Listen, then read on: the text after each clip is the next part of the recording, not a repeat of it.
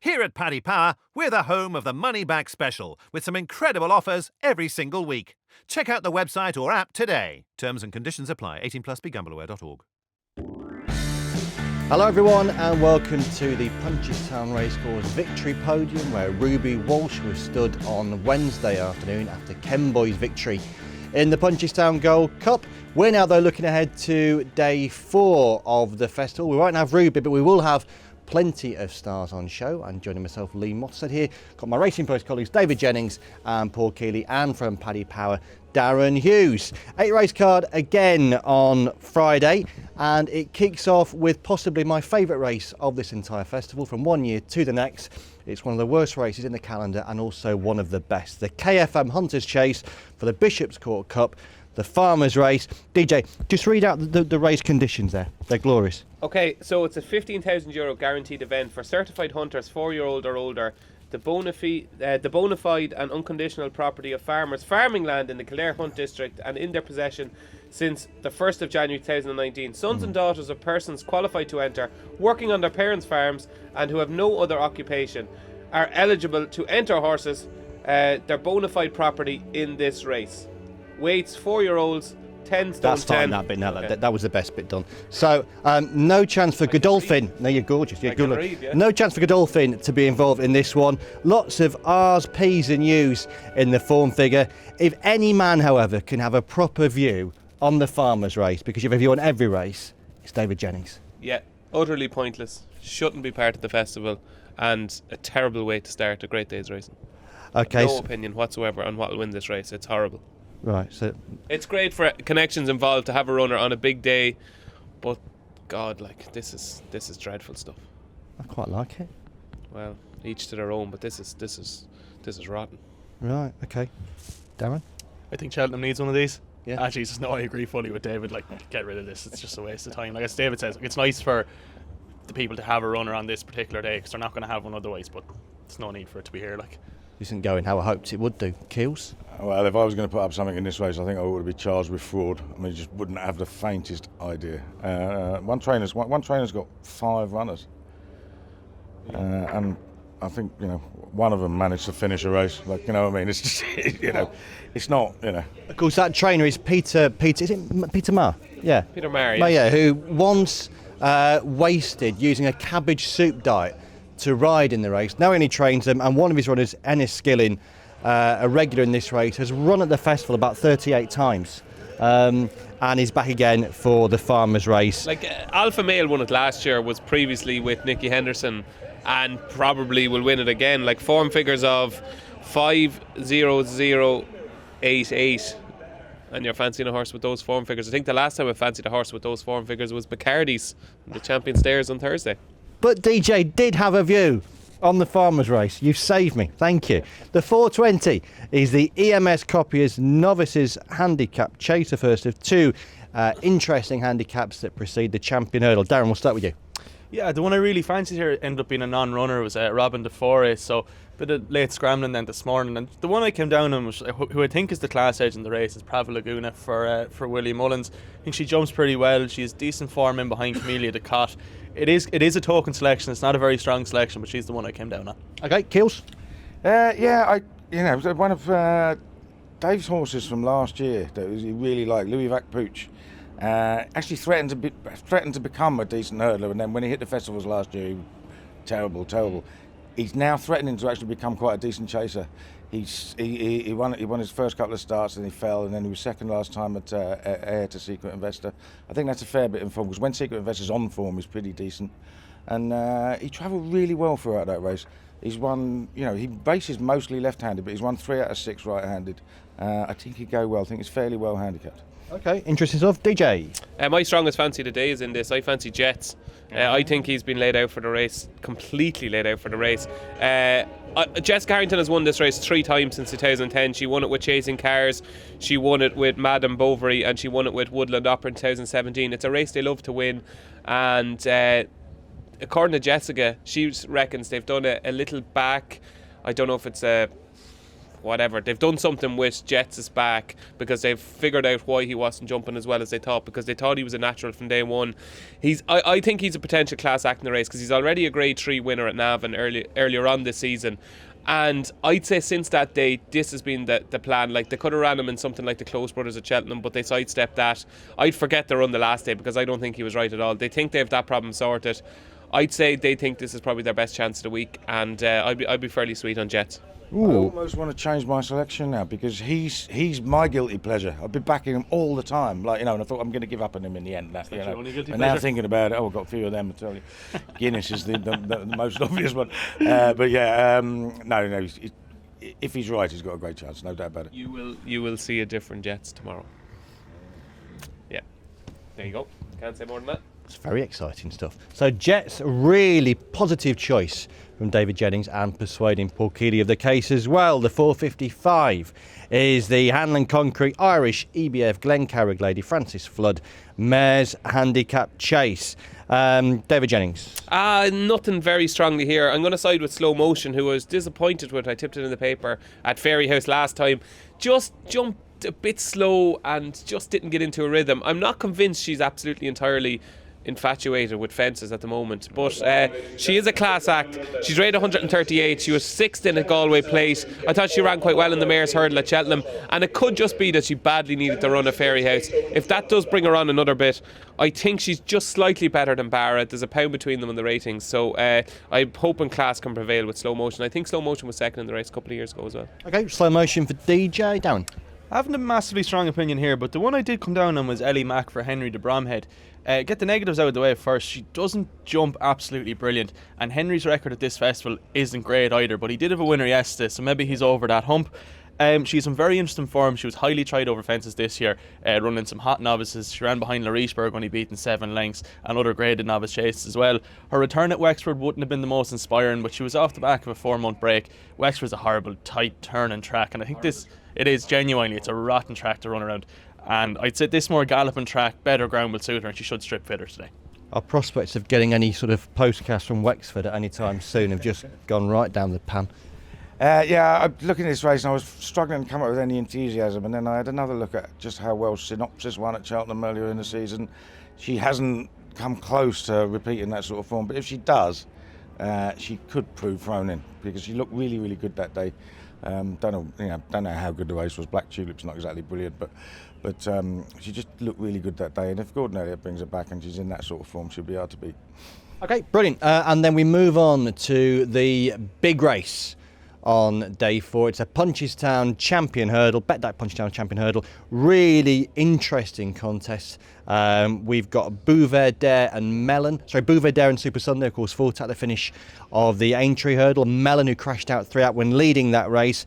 Apple's Jade, who bounced back to an extent at Aintree, won 3rd in the Stayers Hurdle there. Wicklow Brave, a previous winner of this race. Somerville Boy and Petit Mouchoir as well. Paddy Power prices, please. Sure thing, yeah. So Bouverdare is our 6-4 favourite. Apple's Jade is 7-4. Super Sunday is 7-2. Mellon is 8. Somerville Boy is 33-1. Wicklow Brave is 33-1. And Petit Mouchoir rounds them out at 66-1. And Darren, how do you assess the race? So I was having a look at this yesterday, and my initial reaction was Super Sunday, but I saw another firm who will go unnamed go up 11-2 about Apple's Jade, which looked absolutely ludicrous. So I availed myself of some of that. Do I actually out and out fancy her in the race? Would I back her at 7-4? I probably wouldn't, to be fully honest with you. Who I came down on was Super Sunday. He generally runs his best race at this time of year.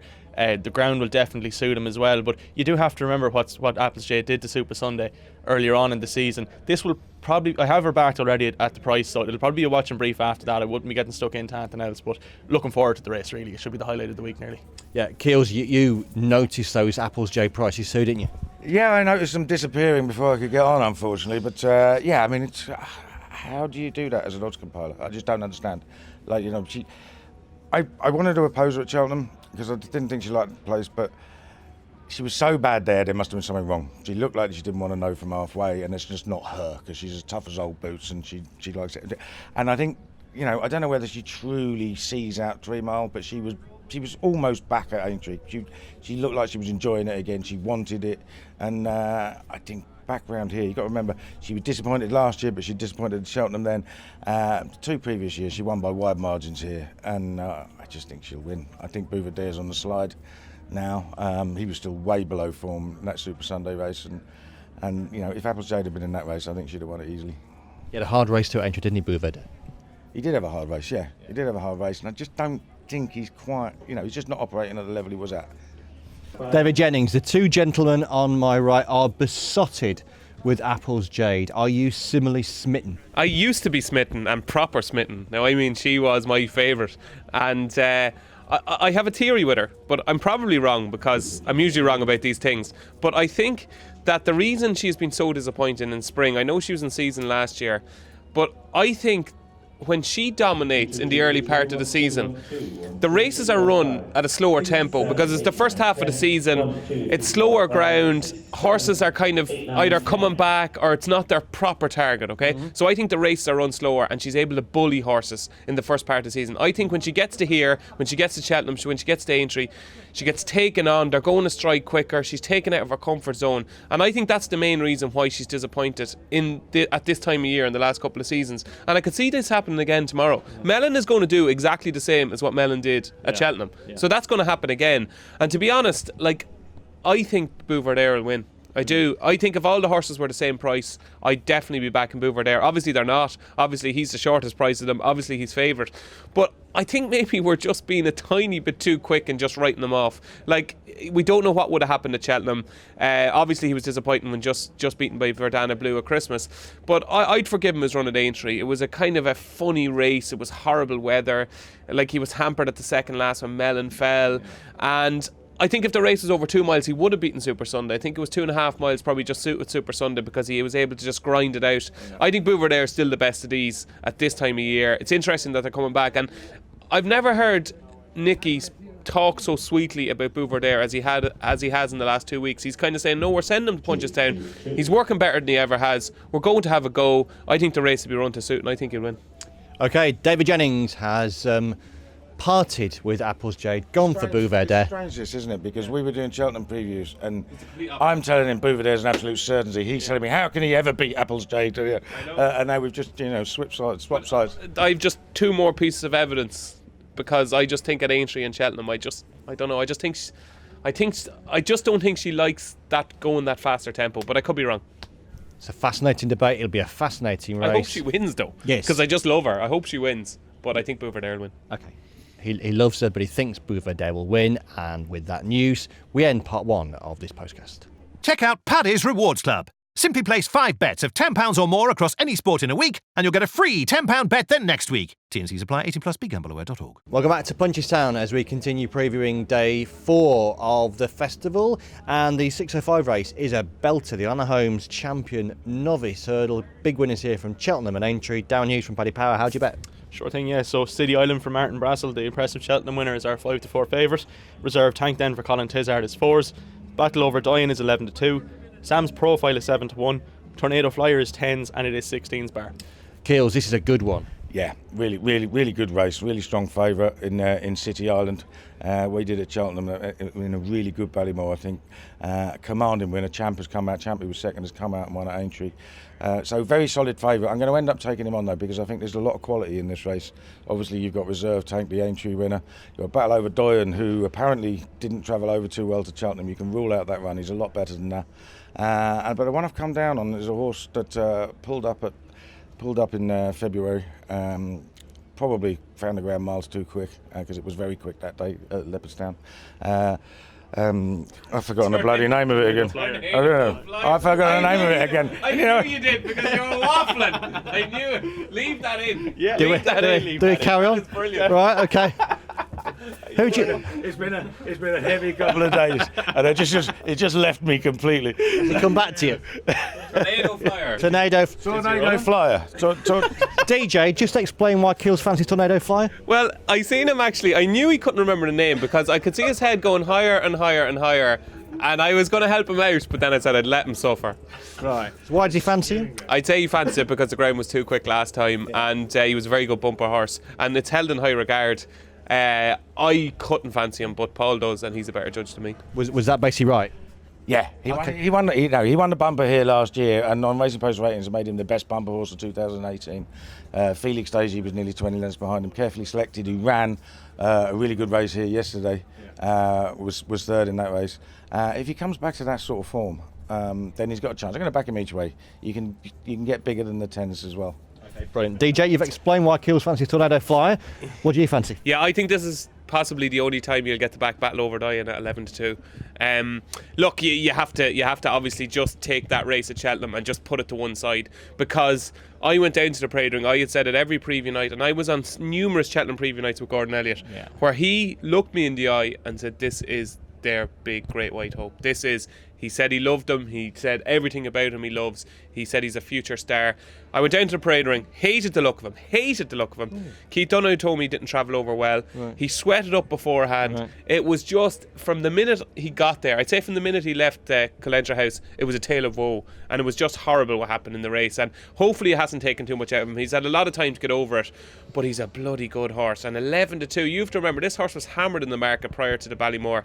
He never went a yard. I think 11-2 is a big price. From what he did at Naas and what he did prior to that, I think he's a very, very good horse. And there's no way that 5-4 I'm not saying the 5-4 City Island is wrong, but 5-4 City Island and 11-2 Battle Over Dying does not fairly reflect the level of ability that those two horses have. So I think 11-2 Battle Over Dying is a free each way bet. Okay, we all love a free each way bet. Dan, what do you like? I actually came into this race thinking it was near enough the banker at the week in City Island, but had another look, and between David's impassioned play there for Battle Over Dying, I'm no longer so certain.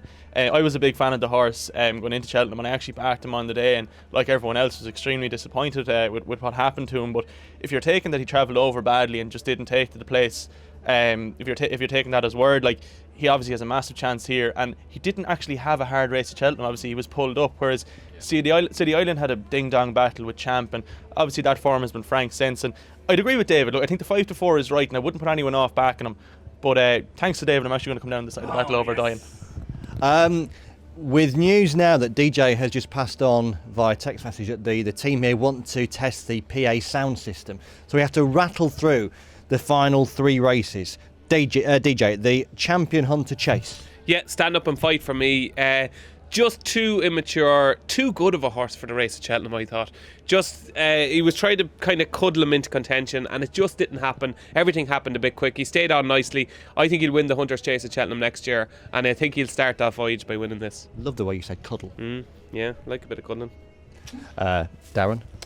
Yeah, this was a tricky one. Like, I'm not a massive expert on the old point-to-point form.